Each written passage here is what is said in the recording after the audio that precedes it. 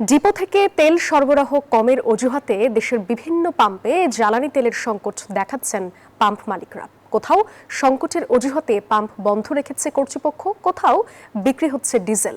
তেল না পেয়ে বিপাকে পড়ছেন যানবাহন চালকরা। বিভিন্ন স্থানে যানবাহন চালক ও পাম্প মালিক শ্রমিকদের সাথে সংঘর্ষের ঘটনাও ঘটছে, যদিও নিরাপত্তার জন্য পুলিশ মোতায়েন রয়েছে। বিস্তারিত ডেস্ক রিপোর্টে। সারা দেশে জ্বালানি তেলের সংকটে জনজীবনে ছন্দপতন। পাম্পে দীর্ঘ লাইন, ঘন্টার পর ঘন্টা অপেক্ষা, ক্রেতা ও পাম্প কর্তৃপক্ষের সাথে হাতাহাতি, কোথাও সংঘর্ষ, কোথাও আবার ছুরিকাঘাতের মতো ঘটনা এখন প্রতিদিনের চিত্র।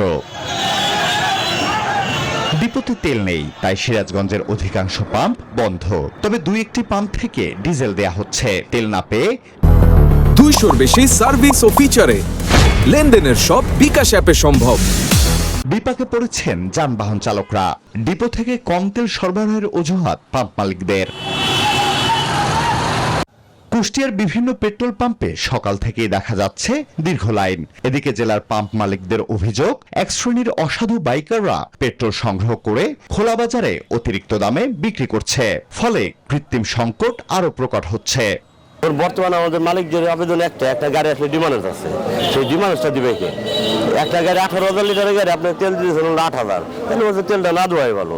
এমনকি জেলার বিভিন্ন স্থানে 250 টাকা থেকে 300 টাকা লিটার পেট্রোল বিক্রির অভিযোগ উঠেছে। অন্যদিকে একই অভিযোগ খুলনার অধিকাংশ পেট্রোল পাম্প মালিকদের। ডিপো থেকে মিলছে না চাহিদা মতো তেল।